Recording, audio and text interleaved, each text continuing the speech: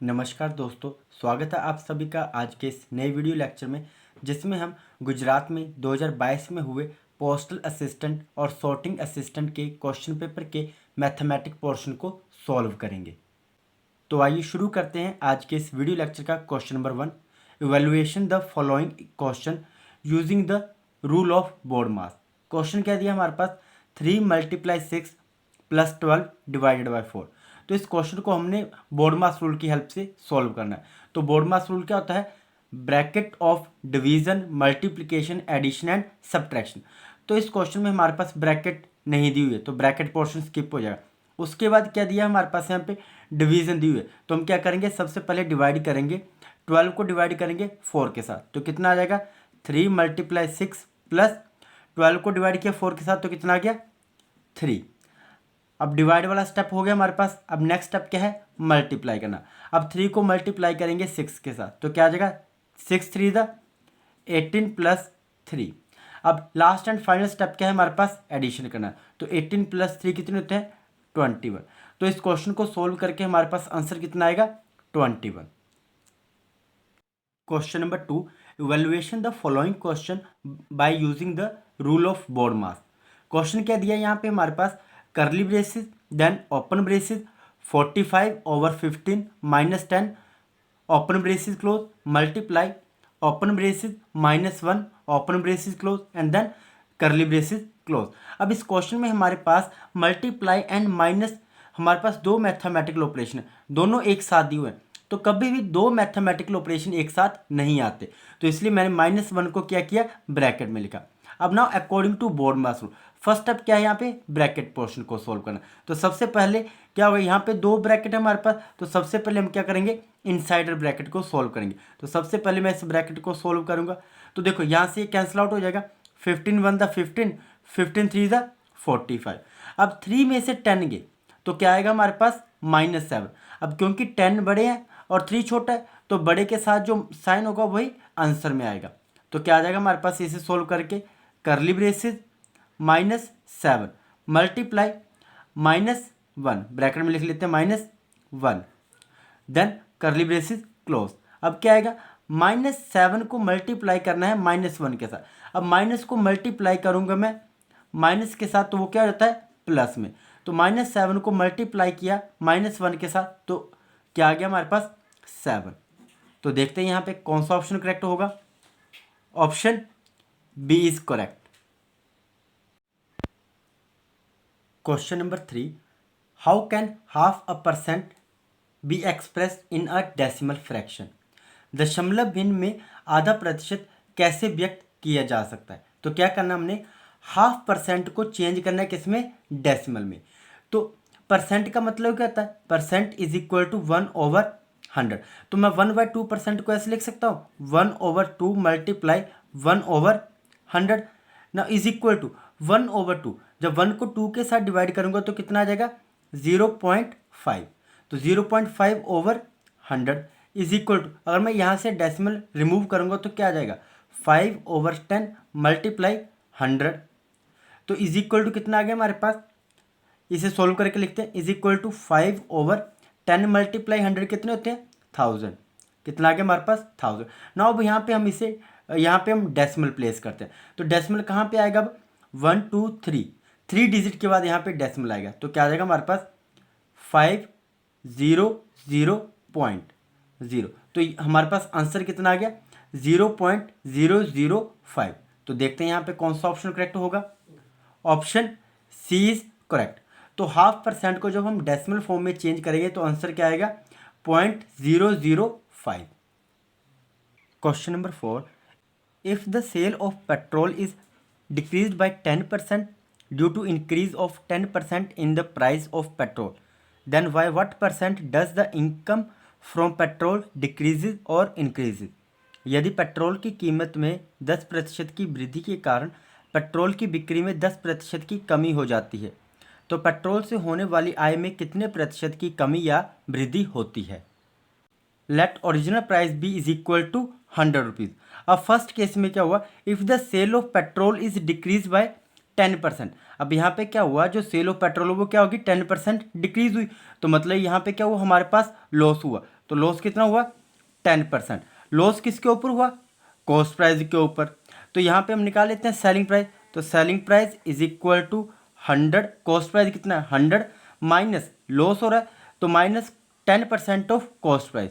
तो 10/100 multiply cost price कितना है 100 रुपीज़। तो 100 से 100 कैंसिल, तो सेलिंग प्राइस कितना आ गया 90 रुपीज़। सेलिंग प्राइस कितना आ गया हमारे पास अब 90 रुपीज़। अब नेक्स्ट केस में क्या बोला हुआ है, अब जो हमारे पास सेल ऑफ पेट्रोल है वो कितनी हुई 10% इंक्रीज हुई। तो अब नेक्स्ट केस के लिए हमारे पास जो कॉस्ट प्राइस है वो कितना है, cost price is equal to 90 rupees और प्रॉफिट कितना हो रहा है हमें 10% का, प्रॉफिट इज इक्वल टू 10%। अब हमने क्या निकालना है यहाँ पे, हमने निकालना है सेलिंग प्राइस। तो सेलिंग प्राइस निकालने का क्या फॉर्मूला होता है, selling price is equal to cost price plus 10% of cost price is equal to cost price कितना है 90 रुपीज़। तो यहाँ पे आ गया 90 प्लस 10% ऑफ 90 का मतलब क्या है 10/100 मल्टीप्लाई 90। तो 0 से 0 कैंसिल, या फिर 10 यहाँ पे 90 है तो 0 से 0 कैंसिल। तो हमारे पास सेलिंग प्राइस कितना आ गया 90 + 9 इज इक्वल टू 99। अब हमारे पास कॉस्ट प्राइस भी आ गया और सेलिंग प्राइस भी आ गया। अब हम यहाँ पे निकाल लेते हैं कि हमारे पास क्या होगा, प्रॉफिट या फिर लॉस। तो लॉस निकालने का क्या फॉर्मूला होता है, loss is equal to cost price minus selling price. तो कॉस्ट प्राइस कितना है 100 माइनस सेलिंग प्राइस कितना है 99 इज इक्वल टू लॉस कितना हो रहा है 1 रुपीज़ का। तो अब यहाँ से हम लॉस परसेंट निकाल लेते हैं। तो लॉस परसेंट निकालने का क्या फॉर्मूला होता है, is equal to loss over cost price multiply 100%। तो इज इक्वल टू लॉस कितना हो रहा है 1 रुपीज़ ओवर कॉस्ट प्राइस कितना है 100 मल्टीप्लाई 100%। तो यहाँ से 100 से 100 कैंसिल, तो लॉस परसेंट किसके इक्वल आ गया, इज इक्वल टू 1%। तो यहाँ देखते हैं कौन सा ऑप्शन करेक्ट होगा, ऑप्शन ए इज करेक्ट 1%। क्या हो रहा है यहाँ पे हमारे पास 1% का लॉस हो रहा है। Question number 6, the cost of a shirt is ₹270 and that getting it at ₹237.60। What is the discount rate. एक कमीज़ की कीमत 270 रुपये है और ये 237.60 रुपये में मिल रही है, छूट दर क्या है। तो हमें यहाँ पे गिवन क्या दिया हुआ है, मार्क प्राइस दिया हुआ है। मार्क प्राइस कितना है, is equal to 270 rupees. Mark price को हम क्या और क्या बोल सकते हैं, लिस्ट प्राइस। ये दोनों ही सेम होते हैं, मार्क प्राइस भी सेम होता है और लिस्ट प्राइस भी सेम होता है। तो ये कितना आ गया हमारे पास 270 रुपीज़। अब नेक्स्ट, अब हमें एक्चुअल कॉस्ट प्राइस क्या होगा हमारे लिए, तो cost price is equal to 237.60 rupees. ये क्या गया हमारे पास कॉस्ट प्राइस। तो हमने क्या निकालना है, डिस्काउंट निकालना है। तो डिस्काउंट निकालने का क्या फॉर्मूला होता है, discount is equal to, discount को डी से रिप्रेजेंट कर रहा हूँ, discount is equal to mark price minus cost price. तो मार्क प्राइस कितना है 270 माइनस कॉस्ट प्राइस कितना है 237.60 रुपीज़। तो डिस्काउंट कितना आ गया, discount is equal to subtract किया तो आ गया 32.40 रुपीज़। तो ये आ गया डिस्काउंट। अब हमने क्या निकालना है, डिस्काउंट परसेंट। तो डिस्काउंट परसेंट निकालने का क्या फॉर्मूला होता है, discount percent is equal to discount over market price या फिर लिस्ट प्राइस मल्टीप्लाई 100। तो इज इक्वल टू ब्रैकेट में परसेंट। तो क्या आ जाएगा हमारे पास, डिस्काउंट कितना है हमारे पास 32.40 ओवर मार्क प्राइस कितना है 270 मल्टीप्लाई 100%। तो अब हम क्या करते हैं, इसे फर्दर सोल्व करते हैं। क्या आ जाएगा हमारे पास, अब यहाँ पे जो डेसिमल इसे रिमूव करूँगा मैं, तो क्या आ जाएगा is equal to 3240। Decimal remove किया तो अपॉन में कितना आ गया 100 मल्टीप्लाई 270 पहले से ही है यहाँ पे और मल्टीप्लाई में 100%। अब 100 से 100 कैंसिल आउट हो जाएगा, 0 से 0 कैंसिल, 27 1 27, 27 12 324। तो डिस्काउंट परसेंट कितना आ गया हमारे पास, इज इक्वल टू 12%। तो देखते हैं यहाँ पे कौन सा ऑप्शन करेक्ट होगा, option B is correct 12%। Question number 7, at what percent per annum interest rate will be a sum of money triple in 20 year. 20 वर्षों में कितने प्रतिशत प्रति वर्ष की दर से ब्याज दर 3 गुना हो जाएगी। तो मान लेते हैं लेट जो हमारे पास अमाउंट है वो क्या है, उसे मान लेते हैं x. Let amount is equal to x rupees. अब क्या हो रहा है, आफ्टर 20 ईयर जो हमारे पास अमाउंट है वो कितना हो जाएगा, 3 टाइम। तो आफ्टर 20 ईयर्स जो अमाउंट है वो क्या आ गया हमारे पास, अमाउंट इज इक्वल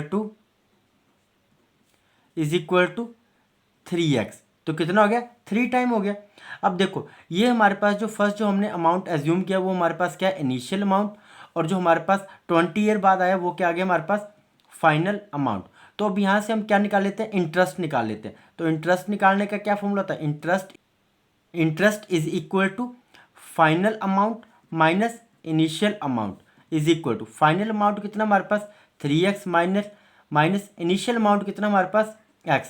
तो इंटरेस्ट कितना आ गया हमारे पास 2x। तो इंटरेस्ट कितना आ गया हमारे पास 2x। अब देखो यहाँ पे इंटरेस्ट, सिंपल इंटरेस्ट निकालने का क्या फॉर्मूला होता है, simple interest is equal to principal multiply rate multiply time over 100 implies that. Value put करते हैं, सिंपल इंटरेस्ट कितना आ गया 2x is equal to principal कितना है हमारे पास x मल्टीप्लाई रेट कितना है हमारे पास वो हमने फाइंड करना है, मल्टीप्लाई टाइम कितना दिया हुआ है 20 ओवर 100। तो यहाँ से कैंसिल आउट कर लेते हैं। तो 21 द 20, 25 द 100। अब यहाँ से क्रॉस मल्टीप्लाई करेंगे हम और यहाँ से हम रेट निकाल लेंगे। तो रेट क्या आ जाएगा हमारे पास, rate is equal to 5 to the 10x over ये x यहाँ पे डिवाइड में आ जाएगा। तो 10x ओवर x, x से x cancel is equal to, तो रेट कितना आ गया हमारे पास 10%। तो देखते हैं यहाँ पे कौन सा ऑप्शन करेक्ट होगा, option A is correct 10%। Question number 8, if a sum of money double in 7 year, in how many year will it become 5 time. यदि कोई धनराशि 7 वर्ष में दुगनी हो जाती है तो कितने वर्षों में यह 5 गुनी हो जाएगी। तो यहाँ पे हम मान लेते हैं लेट जो हमारे पास प्रिंसिपल है वो हमें नहीं दिया हुआ है। तो प्रिंसिपल हम क्या मान लेते हैं, principal is equal to x rupees. और यहाँ पे क्या बोला हुआ है, 7 ईयर बाद टाइम कितना हमारे पास दिया हुआ है 7 ईयर। 7 ईयर के बाद जो अमाउंट है वो कितना हो जाएगा, ट्वाइस ऑफ प्रिंसिपल। तो कितना हो गया 2x। और किस रेट पे हुआ, ये रेट ऑफ इंटरेस्ट हमने निकालना है। तो अब हमारे पास प्रिंसिपल भी है और अमाउंट भी है। तो यहाँ से हम सिंपल इंटरेस्ट निकाल लेते हैं। तो सिंपल इंटरेस्ट निकालने का क्या फॉर्मूला होता है, जब हमारे पास अमाउंट और प्रिंसिपल हो तो simple interest is equal to amount minus principal.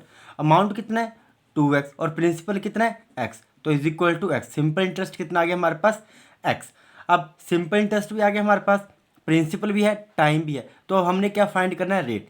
तो सिंपल इंटरेस्ट निकालने का अनदर फॉर्मूला क्या होता है, simple interest is equal to principal multiply rate multiply time over 100।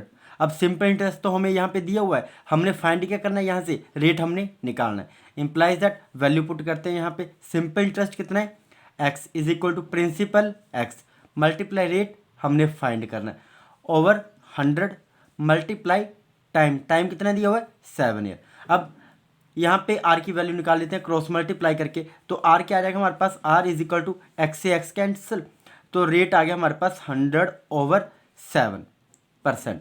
तो रेट कितना आ गया हमारे पास 100 ओवर 7%। अब नेक्स्ट क्या बोला हुआ है, इन how many year will it become 5 time. अब पूछा है कि कितने टाइम में यह 5 टाइम हो जाएगी। तो अब देखो नेक्स्ट केस में क्या है हमारे पास, प्रिंसिपल हमारे पास x ही रहेगा। अब पूछा है कितने टाइम में, तो मान लेते हैं जो दोबारा जो प्रिंसिपल है वो कितना है x, और कितने टाइम में वो टाइम हमें नहीं पता। तो उस टाइम में वो जो हमारे पास अमाउंट है वो कितना हो जाएगा 5 टाइम। तो क्या आ गया 5x। और रेट कितना आ गया हमारे पास, rate is equal to 100 over 7%। हमने फाइंड क्या करना है यहाँ पे, टाइम हमने फाइंड करना है, टाइम हमने यहाँ पे फाइंड करना है। और यहाँ पे हमारे पास प्रिंसिपल भी है और अमाउंट भी है। तो यहाँ से हम सिंपल इंटरेस्ट निकाल लेते हैं। सिंपल इंटरेस्ट कितना आएगा, अमाउंट माइनस प्रिंसिपल। अमाउंट कितना है 5x और प्रिंसिपल x। तो 5x माइनस x कितने होते हैं 4x। तो अब यहाँ पे हम सिंपल इंटरेस्ट का फॉर्मूला अप्लाई करेंगे और टाइम निकालेंगे। तो सिंपल इंटरेस्ट निकालने का क्या फॉर्मूला होता है, simple interest is equal to principal multiply rate multiply time over 100 is equal to implies that simple interest कितना है हमारे पास 4x is equal to principal कितना है हमारे पास x मल्टीप्लाई रेट कितना है, रेट है हमारे पास 100/7 100/7 और मल्टीप्लाई में 100 और टाइम कितना है, टाइम हमने फाइंड करना है। तो यहाँ से कैंसिल आउट कर लेते हैं, 100 से 100 कैंसिल, x से x कैंसिल आउट हो जाएगा और क्रॉस मल्टीप्लाई करेंगे तो टाइम कितना आ जाएगा हमारे पास, time is equal to 7 for the 28 year. तो 28 ईयर में जो अमाउंट होगा वो 5x हो जाएगा। तो देखते हैं यहाँ पे कौन सा ऑप्शन करेक्ट होगा, option B is correct 28 years.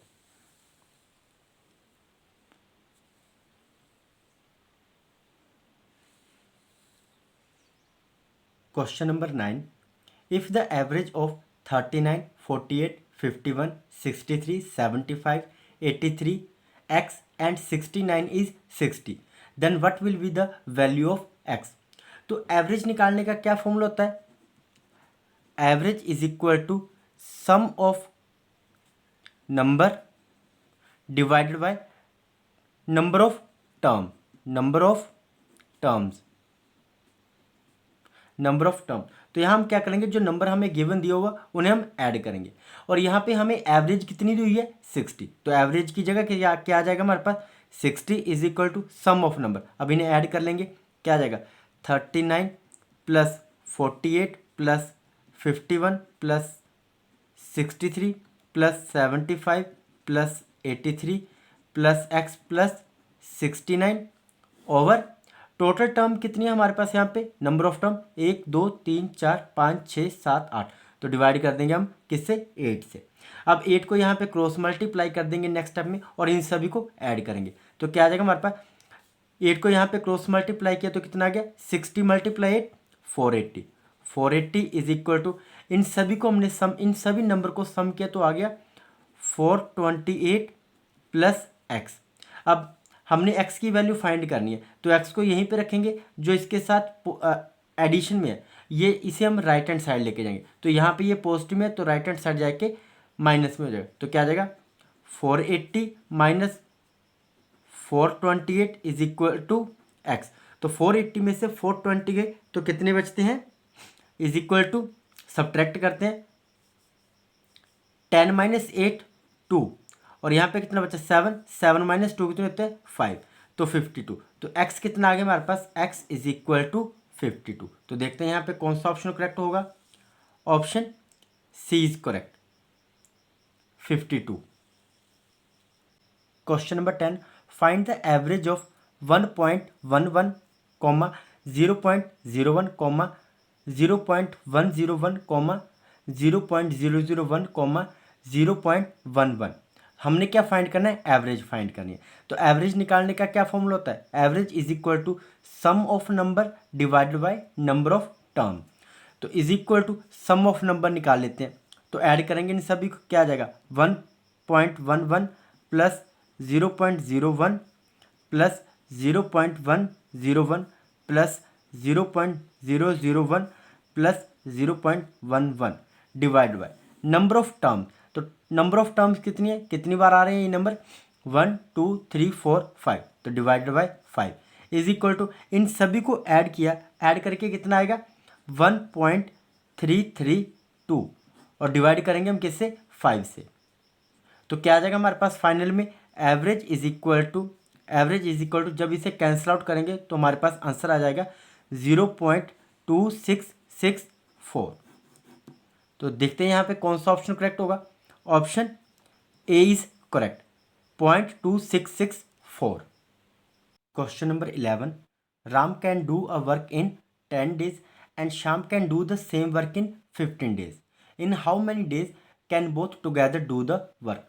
Ram 10 दिनों में काम कर सकता है और श्याम उसी काम को 15 दिनों में कर सकता है, दोनों मिलकर उस काम को कितने दिनों में कर सकते हैं। गिवन क्या दिया है हमारे पास, लिख लेते हैं यहाँ पे, राम एक काम को कितने दिनों में ख़त्म कर रहा है 10 days में और श्याम सेम उसी काम को कितने दिनों में ख़त्म कर रहा है श्याम उसी काम को ख़त्म कर रहा है 15 डेज में। तो यहाँ से हम एलसीएम निकाल लेते हैं। 10 और 15 का एलसीएम कितना आएगा 30। तो जो हमारे पास एलसीएम आता है वही क्या होता है हमारे पास टोटल वर्क। तो टोटल वर्क कितना आ गया 30 यूनिट। तो यहाँ से हम राम की एफिशिएंसी निकाल लेते हैं कि राम एक दिन में कितना काम करेगा। तो 30 डिवाइडेड बाई 10, 10 1 द 10, 10 3 द 30। तो राम एक दिन में कितना काम करेगा 3 यूनिट पर डे। तो एक दिन में वो कितना काम करेगा 3 यूनिट। और शाम का वन डे वर्क कितना आ जाएगा 30 डिवाइडेड बाई 15, 15 1 द 50, 15 2 द 30। तो इसका कितना काम आ गया 2 unit per day.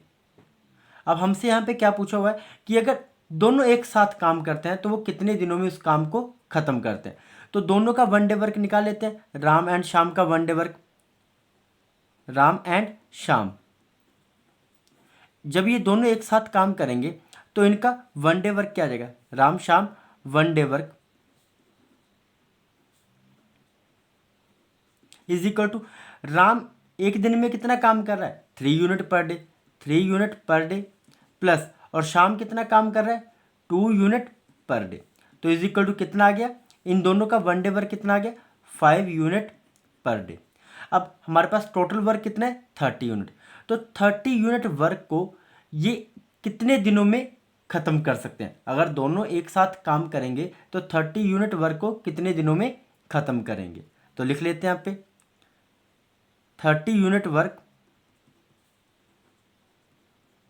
will be finished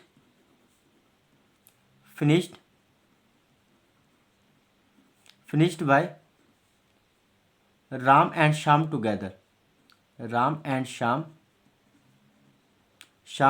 together mean 30 unit work को वो कितने दिनों में ख़त्म करेंगे अगर राम एंड श्याम दोनों एक साथ काम करेंगे।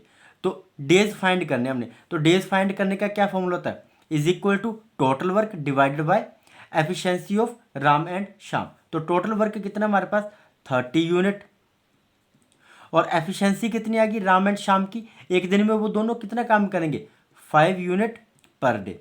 तो यूनिट से यूनिट कैंसिल, 5 से 5 1 द 5, 5 6 द 30 इज इक्वल टू 6 डेज। तो 30 यूनिट वर्क को राम एंड श्याम जब एक साथ मिलके काम करेंगे तो कितने दिनों में खत्म करेंगे उस काम को 6 डेज में। तो देखते हैं यहाँ पे कौन सा ऑप्शन करेक्ट होगा। Option A is correct 6 days. Question number 12, Ram and Shyam together can finish a work in 5 days. If Ram alone can do that work in 10 days then in how many days Shyam alone can do that work. Ram और श्याम एक साथ एक कार्य को 5 दिनों में समाप्त कर सकते हैं। यदि राम अकेला उस कार्य को 10 दिनों में कर सकता है तो श्याम अकेले उस कार्य को कितने दिनों में कर सकता है। गिवन क्या दिया हमारे पास, राम एंड श्याम जब एक साथ काम कर रहे हैं तो वो कितने दिनों में उस काम को ख़त्म कर रहे हैं 5 डेज में। और जब राम अकेला काम कर रहा है तो राम अकेला उस काम को कितने दिनों में ख़त्म कर रहा है 10 डेज में। तो यहाँ से हम टोटल वर्क निकाल लेते हैं। तो टोटल वर्क कैसे निकालेंगे, 5 और 10 का एलसीएम लेंगे। तो एलसीएम कितना आ गया हमारे पास 10, जो हमारे पास एलसीएम आएगा वही क्या होता है टोटल वर्क। तो टोटल वर्क कितना आ गया 10 यूनिट।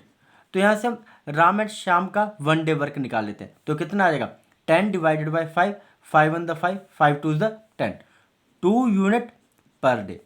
और राम अकेला उसका एक काम को कितने दिनों में ख़त्म कर रहा है 10 डेज में। तो राम का भी हम वन डे वर्क निकालेंगे। तो क्या आ जाएगा 10 डिवाइडेड बाई 10 कितना आ गया 1 यूनिट वर्क पर डे। अब यहाँ पे हमने निकालना क्या है कि शाम की एफिशिएंसी निकालने की, शाम एक दिन में कितना काम करता है। तो देखो यहाँ पे क्या बोला हुआ, राम एंड श्याम जब एक साथ काम कर रहे हैं तो वो कितना काम कर रहे हैं एक दिन में 2 unit per day, 2 unit per day. और राम की एफिशिएंसी हमें दी हुई है पहले कि राम एक दिन में कितना काम करेगा 1 यूनिट वर्क। तो शाम की वैल्यू निकाल लेते हैं यहाँ पे कि शाम की एफिशिएंसी क्या आएगी, Shyam is equal to 2 unit per day minus यहाँ पे राम की वैल्यू हमें पता है कितनी है, राम एक दिन में कितना काम कर रहा है 1 यूनिट पर डे। तो यहाँ पे इसकी वैल्यू प्लस में उस तरफ जाके माइनस की हो जाएगी। तो क्या आ जाएगा 1 unit per day is equal to 2 unit per day minus 1 unit per day is equal to 1 unit per day. तो ये आ गई हमारे पास शाम की एफिशिएंसी। तो शाम एक दिन में कितना काम करेगा, 1 यूनिट काम करेगा। तो अब हमें यहाँ पे क्या बोला हुआ है कि जो टोटल वर्क है हमारे पास 10 यूनिट वर्क, शाम अकेला उसे कितने दिनों में खत्म करेगा। तो लिख लेते हैं यहाँ पे Shyam alone can do 10 unit work is equal to number of days निकालने हमने। तो नंबर ऑफ डेज निकालने का क्या फॉर्मूला होता है, total work divided by efficiency. तो यहाँ पे एफिशिएंसी किसकी दी हुई है हमें, शाम की। तो क्या आ जाएगा, टोटल वर्क कितना है 10 unit divided by efficiency of शाम कितने आ गया 1 यूनिट पर डे। तो यूनिट से यूनिट कैंसिल, तो is equal to number of days कितने आ गए 10 डेज। तो शाम अकेले 10 यूनिट वर्क को कितने दिनों में खत्म करेगा, 10 डेज में। तो देखते हैं यहाँ पे कौन सा ऑप्शन करेक्ट होगा। Option C is correct, 10 days. Question number 13, a 200 meter long train start from a station at a speed of 90 km per hour. In how much time will it cover an electric pole? एक 200 metre लंबी train एक station से 90 kilometre प्रति घंटा की गति से चलना शुरू करती है। यह एक बिजली के खंभे को कितने समय में कवर करेगी। तो जब भी हमारे पास इस प्रकार का कोई क्वेश्चन आता है कि जहाँ पे हमें ट्रेन की लेंथ दी होती है और पूछा होता है कि वो एक इलेक्ट्रिक पोल को कवर करेगी या फिर एक चिड़िया उड़ रही है उसे कितने समय में कवर करेगी, तो उस केस में जो हमारे पास ट्रेन और जो पोल का जो डिस्टेंस होता है वो इक्वल होता है लेंथ ऑफ ट्रेन के। तो यहाँ पे जो हमारे पास डिस्टेंस आ जाएगा, distance between train and the pole, वो किसके इक्वल आ जाएगा, लेंथ ऑफ ट्रेन के इक्वल। तो डिस्टेंस कितना आ गया हमारे पास 200 मीटर और स्पीड कितनी दी हुई है, speed is equal to 90 kilometre per hour. अब स्पीड को चेंज कर लेंगे हम मीटर पर सेकंड में। तो क्या करेंगे, is equal to 90 multiply 5/18 metre per second से। तो 18 1 द 18, 18 5 द 90। तो हमारे पास स्पीड कितनी आ गई, speed is equal to 25 metre per second. Speed कितनी आ गई हमारे पास 25 मीटर पर सेकंड। अब हमने टाइम निकालना है कि जो ट्रेन है वो कितने समय में उस इलेक्ट्रिक पोल के जो बीच का डिस्टेंस है उसे कवर करेगी।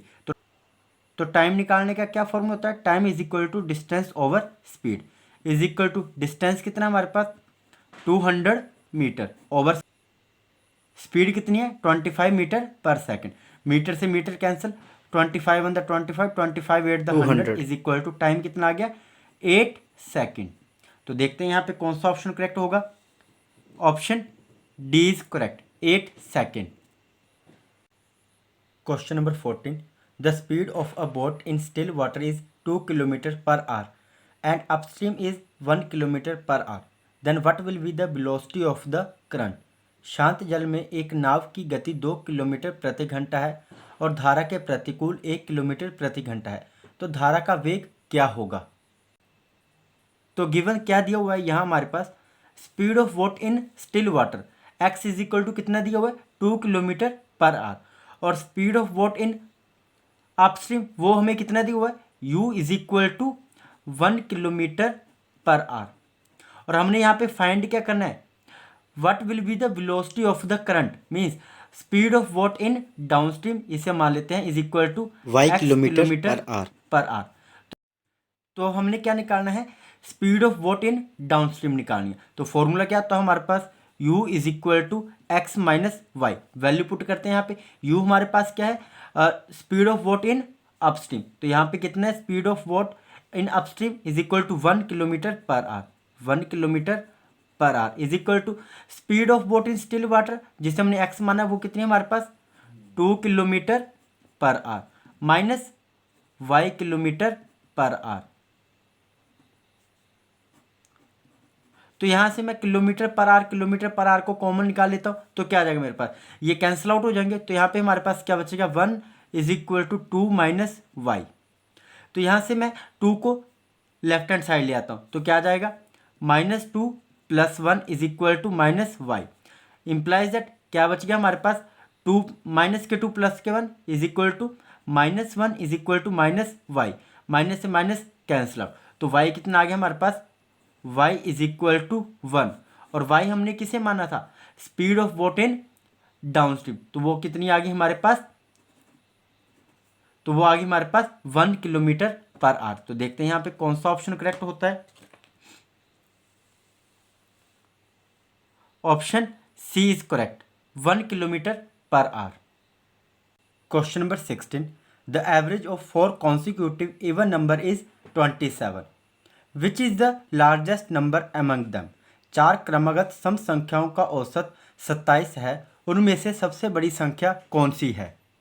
Late 4 consecutive even number are, first consecutive number आ जाता है हमारे पास x, दूसरा क्या आ जाएगा हमारे पास, इवन नंबर की बात हो रही है तो दूसरा नंबर क्या आ जाएगा x+2 and third x+4 and fourth one आ जाएगा हमारे पास x+6। और इन 4 कॉन्सिक्यूटिव इवन नंबर का जो एवरेज है वो हमें दिया हुआ है, एवरेज कितना दिया हुआ है 27। तो एवरेज निकालने का फॉर्मूला क्या होता है, average is equal to sum of number divided by number of term. तो यहाँ पे एवरेज कितना दिया हुआ हमें 27 is equal to sum of number निकाल लेते हैं, तो ऐड करेंगे इन सभी को, x+2 plus x+4 plus x+6 divided by, तो नंबर ऑफ टर्म्स कितनी है ये 4, तो 4 को यहाँ पे क्रॉस मल्टीप्लाई कर देंगे और इन सभी को ऐड करेंगे तो क्या आ जाएगा 27 फॉर द 4 7 द 28, 4 2 द 8, 8+2 10, 108 इज इक्वल टू 1 2 3 4, एक्स कितने हमारे पास 4, तो ऐड किया तो कितना आ गया 4x प्लस नंबर कौन कौन से बचे हमारे पास 2 + 4 6, 6 + 6 12, तो इज इक्वल टू नाउ अब हमने x की वैल्यू निकालनी है, तो इज इक्वल टू 4x किसके इक्वल आएगा 4x इज इक्वल टू 108, यहाँ पे हमारे पास प्लस के 12 तो लेफ्ट हैंड आके माइनस के 12 हो जाएंगे, तो कितना है 108 में से 12 गए 96 इज इक्वल टू 4x, तो x की वैल्यू कितनी आ जाए, implies that x is equal to 96/4, 4 1 द 4, 4 2 द 8, 4 4 द 16 इज इक्वल टू 24, x की वैल्यू कितनी आ गई हमारे पास 24। अब यहाँ पे पूछा हुआ है विच is the largest number among them, तो इनमें से सबसे बड़ा नंबर कौन सा होगा, तो सबसे बड़ा नंबर कौन सा होगा हमारे पास x+6, तो यहाँ पे वैल्यू पुट कर देंगे x+6 is equal to x कितना है 24 प्लस 6 इज इक्वल टू 30, तो इनमें सबसे बड़ा नंबर कौन सा होगा 30, तो देखते हैं यहाँ पे कौन सा ऑप्शन करेक्ट होगा, ऑप्शन सी इज करेक्ट 30।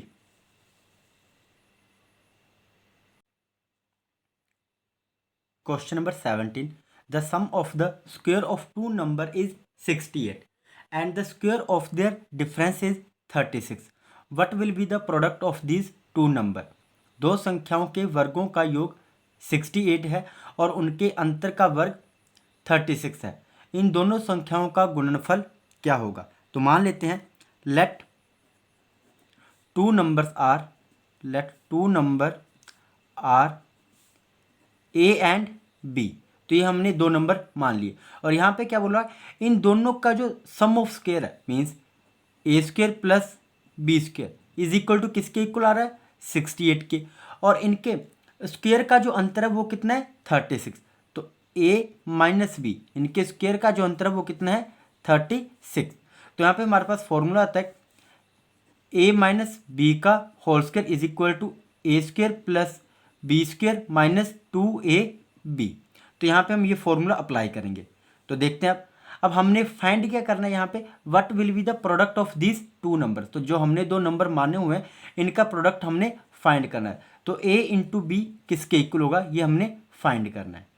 तो अब वैल्यू पुट करते हैं यहाँ पे a माइनस बी का होल स्क्वायर किसके इक्वल दिया हुआ है 36 के, तो यहाँ पे हमारे पास क्या आएगा, इस फॉर्मूले को मैं यहाँ लिख लेता हूँ a माइनस बी का whole square is equal to a² plus b² minus 2ab, a minus b के होल स्क्वायर की वैल्यू कितनी है 36, तो यहाँ पे आया 36 is equal to a² plus b² की वैल्यू कितनी दी हुई है हमें यहाँ पे 68 माइनस 2ab इम्प्लाइज दैट, अब 68 को मैं लेफ्ट हैंड साइड ले आऊँगा तो क्या आएगा माइनस के 68 प्लस के 36 इज इक्वल टू यहाँ पे क्या बचा हमारे पास माइनस 2ab।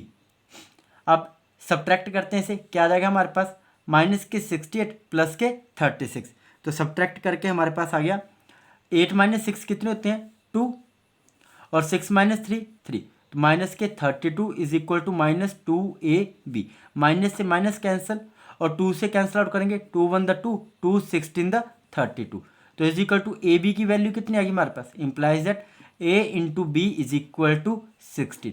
तो हमसे यहाँ पे क्या पूछा हुआ था कि जो हमारे पास दो नंबर है उनका प्रोडक्ट क्या होगा, तो उनका प्रोडक्ट किसके इक्वल होगा, 16 के इक्वल। तो देखते हैं यहाँ पे कौन सा ऑप्शन करेक्ट होगा, option D is correct, 16। Question number 18, what is 2/3 of half of 369 equal to. तो क्या बोला यहाँ पे, 2/3 ऑफ का मतलब क्या होता है, मल्टीप्लाई, हाफ, हाफ का मतलब 1/2 ऑफ, फिर से ऑफ आ रहा है तो ऑफ का मतलब मल्टीप्लाई 369 इज इक्वल टू, तो ये किसके इक्वल आएगा, तो ये हमने फाइंड करना है। तो 2 से 2 कैंसिल हो गया, 3 से 3 1 द 3, 3 1 द 3, 3 2 द 6, 3 3 द 9, तो इज इक्वल टू 123। तो देखते हैं यहाँ पे कौन सा ऑप्शन करेक्ट होगा, ऑप्शन ए इज करेक्ट। तो 2/3 of half of 369 is equal to 123। Question number 19, a car travelling at a speed of 140 kilometre per hour cover 420 kilometre, how much time will it take to cover 280 kilometre. 140 किलोमीटर प्रति घंटे की गति से यात्रा करने वाली एक कार 420 किलोमीटर की दूरी तय करती है, तो 280 किलोमीटर की दूरी तय करने में उसे कितना समय लगेगा। तो यहाँ पे हमारे पास गिवन क्या दिया वो लिख लेते हैं। देखो यहाँ पे पहले बोला हुआ है कि 140 किलोमीटर पर आवर की स्पीड से डिस्टेंस कवर कर रही है कार 420 किलोमीटर, और बोला हाउ मच टाइम, कितना टाइम लगेगा अगर वो 140 किलोमीटर पर आवर की स्पीड से ही चले, तो वो 280 किलोमीटर का डिस्टेंस कितने टाइम में कवर करेगी। तो गिवन क्या दिया है हमारे पास, यहाँ पे लिख लेते हैं। स्पीड हमें दी हुई कितनी, 140 किलोमीटर पर आवर, और डिस्टेंस कितना दिया हुआ है, distance is equal to 280 kilometre. हमने फाइंड क्या करना है, हमने टाइम फाइंड करना है। तो स्पीड निकालना क्या क्या फॉर्म होता है, speed is equal to distance over time. अब हमने फाइंड क्या करना है यहाँ पे, टाइम, तो इज इक्वल इम्प्लाइज दैट, तो टाइम क्या आएगा, time is equal to distance over speed, implies that value put करते हैं यहाँ पे, time is equal to distance कितना है 280 किलोमीटर, ओवर स्पीड कितनी है 140 किलोमीटर पर आवर, ओवर में आर, तो किलोमीटर से किलोमीटर कैंसिल, 0 से 0 कैंसिल, और 14 से 14 1 द 14, 14 2 द 28, तो टाइम कितना आ गया हमारे पास, time is equal to 2 R. तो देखते हैं यहाँ पे कौन सा ऑप्शन करेक्ट होगा, ऑप्शन ए इज करेक्ट।